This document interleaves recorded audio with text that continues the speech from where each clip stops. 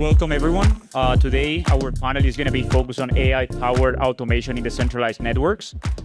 We will explore how artificial intelligence is revolutionizing the way that we build, we manage, and we interact with decentralized networks.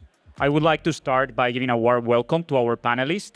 We will start with brief introductions. Maybe we can start, Nico, with you over there. Yeah, for sure. So my name is Nico. I'm one of the co-founders of Archium. Archium is a confidential compute network. So basically a network so you can compute directly on encrypted data without ever having to decrypt it.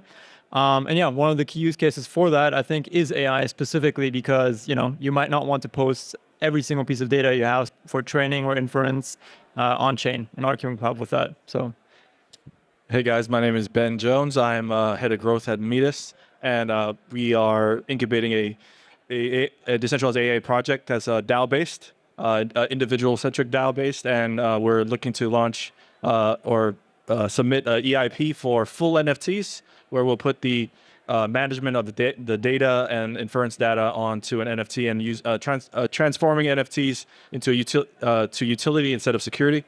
And yeah, thanks for having me here. Hey everyone, my name is Isaac, CEO of Snesis. And what we do is we're an AI data engine, meaning that we provide companies and governments with all kinds of AI data solutions, mainly in the pre-processing. So data tagging, labeling, annotation. So getting that data ready for people or companies to use for model training. Hi, everyone. My name is David. I'm co-founder and CEO of Warden Protocol. We're a blockchain that isn't for humans. I'm going to explain a bit about what that means throughout our talk. We focus pretty much on the verification and on the execution of AI inferences and smart contracts. Amazing. Thank you very much for the introductions. Let's now deep dive into the fun stuff. So I would like to ask you a question. How do you see AI-powered automation improving the security and the scalability of decentralized networks? Maybe I can take that one because I think it's really interesting if you guys don't mind. The way that I think about it is today, blockchain today has a scalability trilemma. So every blockchain team that is out there basically has to decide between prioritizing either decentralization, security, or latency, speed. And this has really practical implications. Every blockchain team needs to decide how many validators they want to have on their chain, what kind of consensus mechanism they want to run, whether it's proof of work, proof of stake, proof of authority, whatever, and ultimately how many transactions they want to process. And you can see some of that, for example, Ethereum, Bitcoin, they're prioritizing security and decentralization, but they're slow, right? Bitcoin and Ethereum process 13 and 7 transactions per second. So then the question becomes, can we use systems that we know from machine learning and AI to improve those parameters? And I think that we can. It's early days. Is it going to solve the blockchain scalability trilemma? Probably not, but it will meaningfully improve it. So ultimately, I think we're going to see in the next year that the majority of DeFi transactions will be handled by AIs. And I think with that transition, we'll see a convergence of AIs and blockchain kind of converging to a singleton.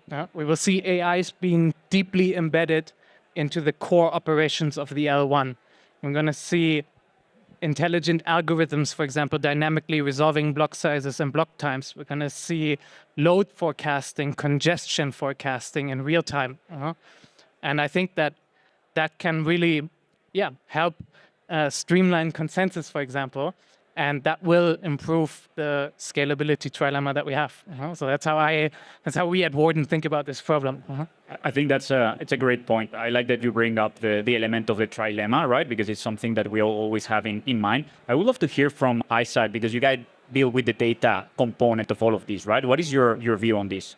Yeah, so when it comes to both AI automation as well as decentralization, you're going to see a lot of, I can't talk too much about security, but on the side of scalability, I think that'll enable companies to scale their AI data needs like exponentially, because when we're talking to a lot of smaller or medium-sized companies right now, they're now starting to realize, hey, like I have a bunch of data, but I can't just use it. It's not as easy as just plugging in all of the raw data that I have. So then they're coming into this sort of a bottleneck of, we don't have the in-house data scientists, we don't have the in-house resources to handle all of the data annotations, data tagging, and data pre-processing. So when it comes to automation solutions or just a decentralized crowdsourcing network, it'll really help outsource that in a way where, as opposed to that, it's just hiring in-house. And oftentimes they don't have the budget to do so. Ben, Nico, do you want to add something on this point? Yeah, from a layer 2 chain perspective, I just completely agree with David that the AI integration on the whole chain across all dApps, all the data, produces a lot of scalability for us where we don't have to have any human interaction. That the nodes AI and the node verification is just synced. It just automates things very seamlessly. Scalability should make sense to just put it on completely on it, like integrated with the chain itself. Consensus, chain to chain, game to game, protocol to protocol. These are AI agents can interact with one another as long as you have the if you look behind and you can see the rules or the way you're training the AI, what they're supposed to do, what choices they should make, and adjust them in liveness in real time. That's where it would be a perfect utopia in the future, because you have security, you have privacy, and you have this powerful machine that can just eat whole programs, eat whole just amounts of data. So that's from a L2 from a chain perspective. Yes, yeah, that's why we're blockchains isn't for humans. Huh? right. It doesn't even sound human. Yeah, I mean, I think that's an interesting point that you mentioned about being able to look at what the AI is meant to do and adapt according to that. However, I have a bit of concern with that specifically, just because currently it's still kind of an unsolved problem in AI that you can't really explain why, most models at least do what they do or get the results that they do. And I think when you have something like blockchains and, you want to let loose AI models on that to allow you to automate DeFi, as you mentioned, or automate block building, what have you, in a much smarter way. In an inherently adversarial system like, decentralized blockchains are, I feel like if you don't have some cryptographic primitives in place to allow you to actually verify that your model is, executing with the weights and with the inputs that you have, it's going to cause some issues. Just because, you will have someone at some point that's going to find some way to inject an incorrect AI model if you don't have that in place, that can, in the best case, just help themselves a lot, and in the worst case, do a lot of damage to the chain or to whichever use case it's being applied. So yeah, I think, although I'm very bullish on the use cases that AI enables, I do think that focusing first on getting the verifiability of it down is quite important if we're talking about on-chain use cases. So I think on that point, I 100% agree. So for example, when you're looking right now, OpenAI researchers studied the trustworthiness of their models. The most trustworthy model was ChatGPT-3, and it was factually incorrect on 42% of all responses. If you let that loose on a chain or even in DeFi, you're going to get wrecked. That's what's going to be happening to these users. So I think one of the core issues that we need to solve for those types of use cases and even letting the AI loose on chain, is to get trustworthy inferences. Alone, the fact alone that a certain model produced a certain output, to me, isn't enough. That doesn't give me confidence that I should actually use that response in a smart contract, for example. And I think that that's a new field of research that we need to explore here. Because let me phrase it like that: a verifiably wrong answer is still wrong. Yeah, but I mean, then you choose to, like it's up to the user to choose whether they want to use that AI or not. Like it's the same as with ChatGPT. If you write your bachelor's thesis using ChatGPT and you get in trouble, that's your own fault.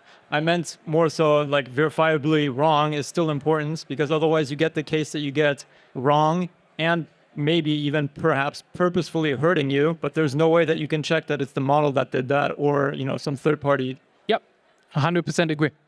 Verifiability is key for this. 100%. So, guys, we discussed scalability, which is super important, verifiability of the data, great topics. But I come from marketing, right? At Nebula, we do marketing, and I wanna hear from you a little bit more on the side of how do you foresee AI-powered automation transforming the decentralized ecosystems, but especially when it comes to delivering personalized customer journeys, personalized customer experience, because I think that's something that we lack to see yet in Web3. And I would love to hear from you how AI is going to revolutionize that or it's going to impact that. Someone wants to take this question? Yeah, I could go. So when it comes to individuals or like companies, what is needed is kind of like the framework that where they can own the data, they can own the model itself, they can own even manage the development of it because there's a ton of industries that do not want to have their data given over to a centralized AI processing, OpenAI, whatever. It's and then also when you're talking about like trades or finance or medical or government, where Web3 comes in and bringing a decentralized AI, it's easy to say that, but when you're talking about what is AI, and then what is Web3, AI is a machine that just can process data with its with a framework and a model, and the inference data comes out also can be used to train. So then you bring it to Web3 and blockchain, you have a trustless system. And if you can put the data and the model on a trusted system and it's manageable by humans with an AI assistant, let's just say, you could see that application across all industries, all companies, but it's about getting there, right? How do we get there? What's the development? What's the roadmap look like? How much do we have there? So, yeah, I hope that answers your question. Yeah, and I would love to hear from Nico because definitely in order to provide users a personalized experience, there's going to have the need to use some of that personal data. And you mentioned that you guys are developing a solution where you can actually run models on data without the need of actually de-encrypting the data, right? Or have the possibility to access the data. So we'd love to hear from you. Yeah, for sure. So yeah, exactly. As you said, like using our tech, you can compute directly on encrypted data, generally speaking, whether that be for, a smart contract or for an AI model. And like personally, a use case I think is quite interesting with that is that it allows you to collaboratively train or create AI models that wouldn't be possible otherwise. For example, let's say you have a couple governments that are, that have a database of criminals and have information about them. And now they want to train some model that allows you to detect, based on some provided information, whether this person is likely to be a criminal or not. And generally speaking, such a model would be helpful for, to detect criminals and whatnot, but actually creating it would probably prove to be quite difficult just because you'd have all these governments that have their, huge database with all their criminal information that probably they don't necessarily want to share, with allied governments, and especially not with governments that they're not allied with. However, using blockchains and, using Arkham tech, for example, you could easily train such a model by just having each of the governments provide their data in an encrypted manner, and then train a model directly on that, which will allow you to essentially just extract the parts that you need for model training, and then output an actual model that doesn't actually ideally reveal much about the initial data that it was trained on, but allows you to benefit from the data itself. Amazing. Before we shift a little bit gears, Isaac, I know you guys work a lot with governments and with enterprises. So what is your take on the management of this private information to be able to deploy AI models? Yeah, I think this also connects back to the whole scalability topic as well. But like we mentioned, there's different levels of data, right? There's even when you're looking at, let's say, knowledge graphs, there's general level where there's information that's just generalized across all domains, all industries. And then you have domain specific knowledge, and then you have maybe company specific knowledge. So for a model to be very proficient, it should be using data from every level. But again, you need and want to control the access to each types of data, each levels of data. And I think the whole part of ZK technology, as well as the having different data verification on chain, will definitely help provide the solution for that. And even on the whole sourcing of the data part, I think, as you can see, it wouldn't make sense for a company to go out and hire a bunch of people in-house to source a lot of general level, because if it's already available, or if it's something that can be easily, outsourced to the crowd, for example, then why invest your resources into it rather than just sort of making your in-house proprietary data that much more usable. So I think it gives us a solution for a lot of these very specific problems that we are starting to see now. And it's going to become an even bigger problem in the future. And so it's an exciting time because we can actually start to test out these solutions and see how they work. I mean, in my view, the data economy of AI is completely broken. I mean, think about what's happening today. I mean, you are contributing your data. A company collects your data, trains their model without your consent.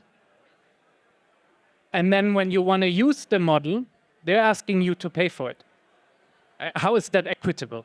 That makes no sense. I think that we need some type of transition to a system where users are rewarded for their contributions that they're getting. And I picture a world in which a user has the ability to bring their data and the provenance of that data from one application to the other, kind of like you're using a crypto wallet right now on different dApps. I hope that that's the direction that the data is going in, and I'm just super excited to hear that there's so much innovation in that space as well. David, speaking about innovation, first of all, I love what you guys are building at Warden. I really like the fact that you make other projects integrate AI easy, right? So I would like to hear from you, what are the innovations that you think are still needed in the space in order to unlock the full potential of AI? Yeah, so I think I think the innovation that's needed in the space, at least I'm just speaking about like my niche of AI. And what we do is inference verification. So I'm not dealing with training, for example. That's not our turf. And there, really, what's critical. I mean, I touched on that a bit earlier. Is the trustworthiness of it. At the moment, there are technologies that prove to you that a certain model produced a specific output given an input. But that alone, to me, isn't trustworthy. What I think a direction that we need to go in is moving beyond model verification and going towards claim verification. And the purpose of blockchain technologies is to be able to verify claims. So let's apply that to the actual output of the model and not just the model itself. And I think then you will start to see really cool applications coming along. I think that you will see, on the one hand, protocols that are there that will start to use some of the algorithms that we know from Web 2, for example. I mean, think about what type of algorithms made Web 2 popular. Uber, it was search pricing. Facebook was recommendation systems. Airbnb was matchmaking. None of that stuff exists in Web 3 today. There's no like intelligence layer for it. So I think the first wave will be protocols integrating those types of algorithms. The next stage will be completely new types of experiences. That's when we're going into agents. That's when we're going into perhaps algorithms taking over blockchain L1 operations. And I think that's how I see this space progressing. And as a final note, I would also just say it's also going to become even more critical for new joiners getting into Web3. If you're a Web2 user now getting into Web3, you're used to those types of experiences. And you'll be dissatisfied when you don't have them in Web3. So the larger or the more time takes us to integrate this, the bigger the discrepancy gap in UX will be between Web2 and Web3. Yeah, that's super interesting. And they were speaking about it in the previous panel, right? About the importance of giving users the experience of being interacting with a Web3 protocol, thinking that they're interacting actually with a Web2 system without necessarily knowing that it's blockchain, what is powering it. And you mentioned something that I really like. And whenever we are giving advisory to our projects, we tell them, can you imagine your product working in an Amazon-like or Netflix-like experience, right? Because if you think about it now, when I sign into Uniswap or I'm using Uniswap, your experience and my experience are completely the same. Or whatever we are interacting with a lending and borrowing protocol, our experience is exactly the same. Actually, the access to some of the products that we have, it's exactly the same, even though we have completely different behavioral patterns, right? So I truly agree with you, and I think that in order to achieve that next step, we will need to be able to provide more personalized experiences. We also, I mean, you and I were getting exactly the same user experience, even though you and I have completely different assets. 100%. I'm holding different things from you. I have a different risk appetite from you. 100%. In theory, your Uniswap experience should be completely different from mine, but it's not. Correct. Anyway, I think it has been a great discussion. I don't know if anyone has any last closing comment or if there is any question from the public. Otherwise, I think we can wrap up, and I want to thank everyone. Any? Sure. Yeah, I can say one last thing. Just the idea of just adding on to what David said. When you enter into Web3, you're thinking you're going to have this Web2 experience. But I think one thing about Web3 is the ownership aspect, the ownership of where, if we have truly decentralized AI, you can own the data, you can own the model, you can sell it, you can tokenize it. Everything can be on chain, everything can be tokenized. So in a sense, giving power back to the people, and also for protecting humanity from, centralized companies who we don't, we prefer in Web3, we prefer a trustless system where you don't have to trust anybody. You can just, it's all verified on chain through nodes, through different things like that. So communicating that to users as that, maybe it's not as good, maybe it's not as strong, but we're not saying we're going to replace OpenAI, but we are an alternate that says you can own it. This is yours. Now you can sell it. Now you can do this. So those are just the last innovations I think could happen. I think I have just general questions. So you train your models off-chain and move on-chain for verification? And probably the same question, like if I have some data, I train my model and I want to sell it, how would that look like? So with our project Galaz AI, we're trying to solve the issue of consensus. So we're using our model is called individual-centric DAO, which is you and the AI. So we count the AI. So DAOs are usually like groups of more than two people. So we're counting the AI as another person. So at least one person. And the consensus, the way you're training this model, you're inputting data. The data is then verified on the nodes on Metis, and its liveness is always going on. And you're always training. You can also give whoever's in this DAO, iDAO, you're giving them access. Data is always going in and out, and then that NFT becomes then a utility NFT. It becomes a dynamic NFT that you can then sell. It's yours, and it's so that's the general framework of how it would work. Yeah, for us for Laz AI that we're doing. Yeah. And I think you bring up a pretty good point with your question on like who you're going to sell it to. And I think right now you see marketplaces coming up, right? Projects that say they're a data marketplace, that are AI model marketplaces. But I think I love the concept, right? Like, and I think it will flourish. But right now we're still very early where if you come with the supply first, it's very hard to match the demand. So, you know, you talk to 10 different companies today, they're going to give you 10 different use cases of AI that they want. So for someone to say, hey, I'm going to create a data marketplace or a model marketplace that does X, it's going to be super hard for you to find someone that'll be willing to purchase that model or that data set.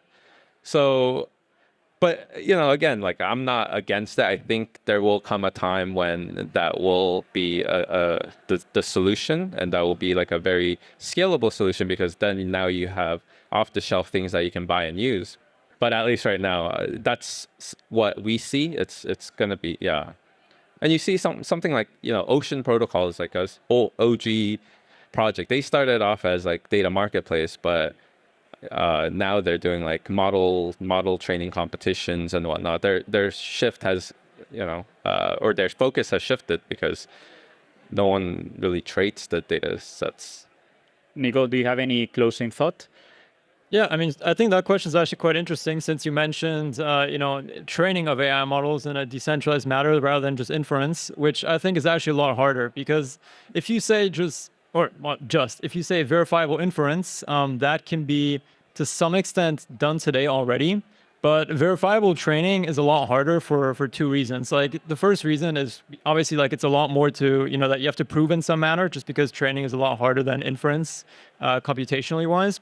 But also I think their privacy is even more relevant, because if you're talking about inference, obviously you don't want your prompt to be, public to the whole world, and perhaps not your AI model weights either.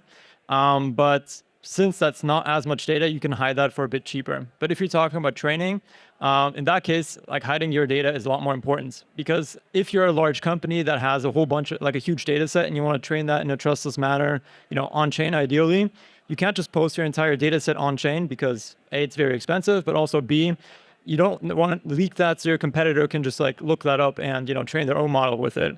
And on the flip side, if we're talking about like, customer specific experiences, like you mentioned earlier with Netflix and Amazon and whatnot, that recommend you things, you probably don't necessarily want your every viewing habit perfectly recorded on chain, just so, trustless model can be trained on it. So, yeah. Totally. And ZK proofs, just all these different things that, these guys are saying, just privacy, decentralization, ownership, and then also we're early. It's very early. I think I will close with that thought about we're still very early. I think there's still a lot of potential on how AI can really transform decentralized systems. So I want to thank all of our panelists for today for an amazing discussion. Thanks to the audience, and we can wrap up. I think we're almost on time. Thank you, guys. Thank you. Thank you, guys.